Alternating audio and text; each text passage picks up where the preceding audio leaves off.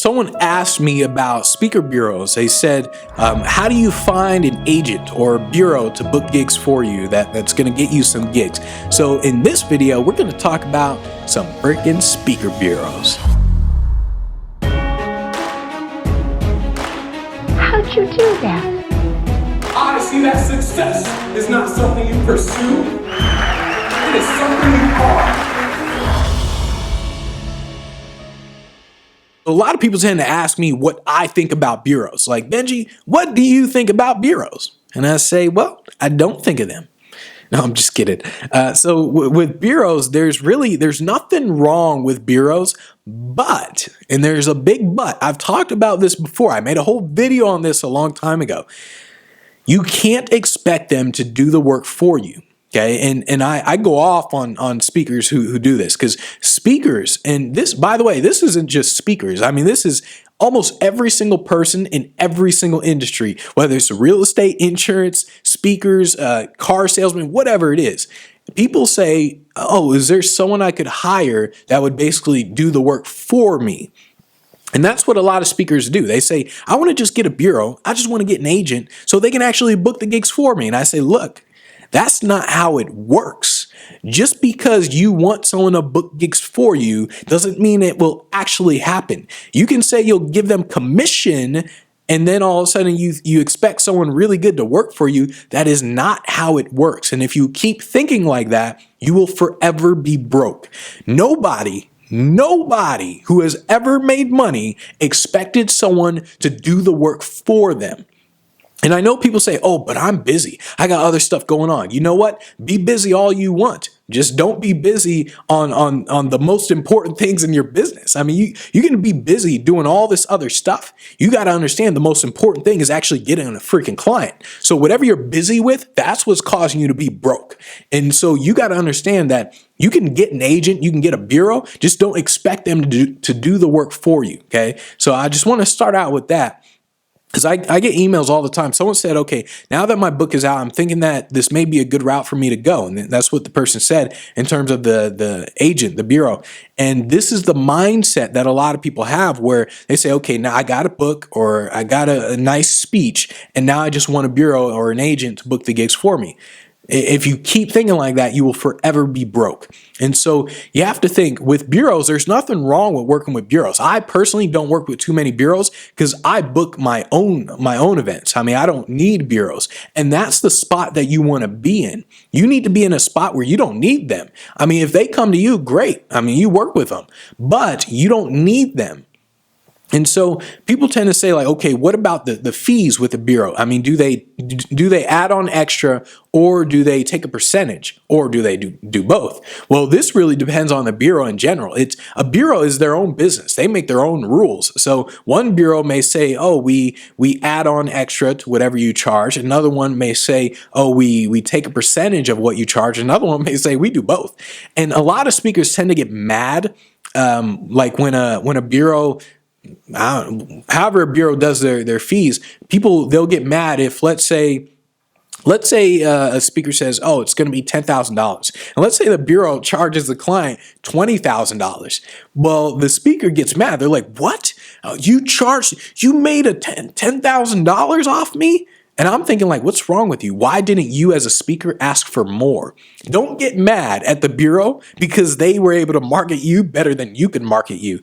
If you charge $10,000 and a bureau can sell you for $100,000, hey, they keep that $90,000. That's your fault. That is not their fault. So it amazes me when people get mad when they ask for a fee, they get that fee, and then they find out what someone else made. And they're like, oh, man, that's not fair. Oh, that's not ethical. I'm like, dude, why didn't you ask for more, you idiot?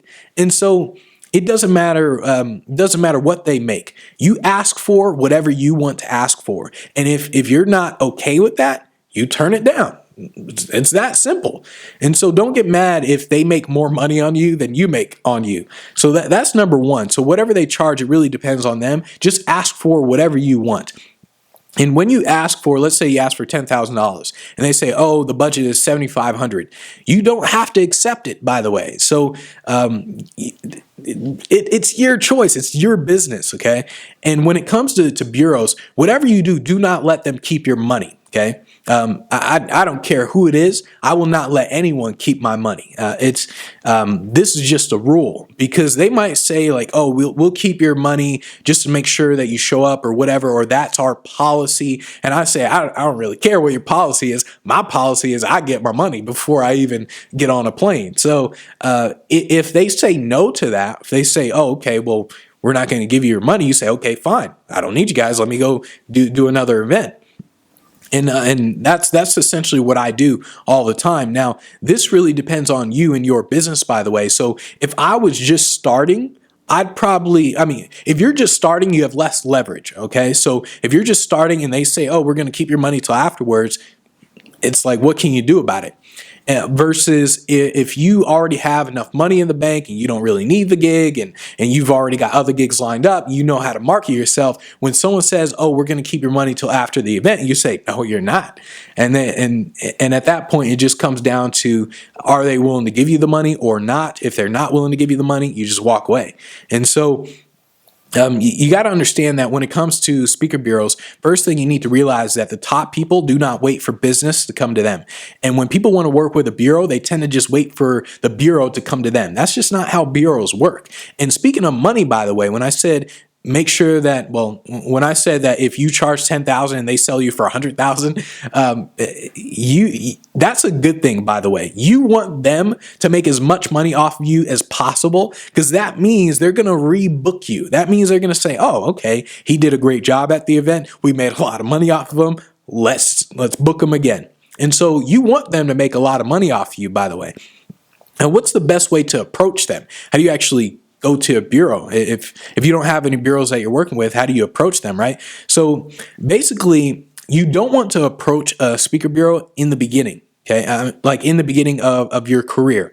And when I say in the beginning, what I mean is, what does it look like to me? To someone who's never seen you before, someone who doesn't know anything about you, what does it look like? You may have been speaking for 100 years, but if you don't have any video footage, if you don't have reviews, if you have a horrible website, to me, it looks like you just started speaking yesterday.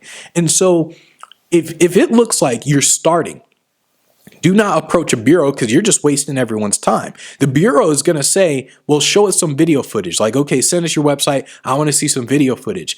And if they don't see video footage of you, they're never, ever, ever, ever going to bring you on a stage. Absolutely never. Because it is their reputation on the line. Like, they're not going to recommend someone that they've never seen before. They've got all these other speakers that not only have they seen before, like probably live, and they have a great website and everything, but they've gotten great reviews before from these other guys. So a new person comes in with no video footage, no nothing, and says, hey, do you want to book me? The bureau's like, man, get the hell out of here. And so in the beginning, you can't go to them. There's just no possible way. You got to book your own gigs. And so what you want to do is, when you get to the point where you do have video footage and you're ready to work with the bureaus, now you just want to send them an email. And you just essentially say like, hey, I know you guys get like a gazillion speakers approaching you to book gigs for you, but... And then you kind of go on there to pitch yourself, right? And so what you need to do when you're pitching someone is you need to think about where are they mentally, and then you kind of lead them from there. So where are they starting out, and then you lead them to where you want them to be. And this is why I would literally just say this. I'd literally say like, hey, John, or whoever I'm talking to, hey, John, I know you guys have like a gazillion speakers who approach you and they want you guys to book gigs for them, and then from there, I would start pitching myself, right? And the reason I say this is because he would say, yeah, we do have a gang load of speakers who approach us. And so that's kind of the mode you want them to be in, right? So that's what I would say. And from there, you just start talking with them. And what you also want to do is, I mentioned this in another video, where you think in terms of account-based marketing, where if you say, here's the bureaus that I want to work with, okay? Let's just pick 3 bureaus right now. Say, okay, these are the 3 bureaus. You have a couple of choices. You can say, let me just send these guys an email, and then let me just hope they respond. Or you can create a separate website just for them, Like a separate website, it has their contact information, everything. It has like a separate mock-up website, and then you send this to them. And what you're doing is you're making it very clear that you did research on them, by the way. So maybe you create a homepage that's like a fun homepage, and then it has a CEO's name there, it has his picture, and then something cool, right? And so what you do is you focus specifically on these 3 speaker bureaus and you make it very specific to them. And then you send them an email saying, hey, I made this just for you. And from there, you're going to impress them. So they're going to say like, wow, okay, if he did this for us, he'll probably do this for other clients as well. And so you want to do things like that. You don't want to be a speaker bureau whore where you're just like, oh, let me just contact everybody. I mean, I'm just going to go through everybody. You don't want to do that. You want to say, all right, these are the 3 that I want to go with. And so think along the lines of account-based marketing. But really the best way to get the speaker bureaus is to get them to come to you. So this is how I essentially got to work with my bureaus, the bureaus that I work with, where essentially a client would ask them, hey, let's bring in this guy, Benji Bruce. And then the bureau would approach me saying, hey, we got a client asking for you. That's essentially the best way that you're going to work with them. But really, when it comes down to working with bureaus, a lot of people, they use it as an excuse to be lazy.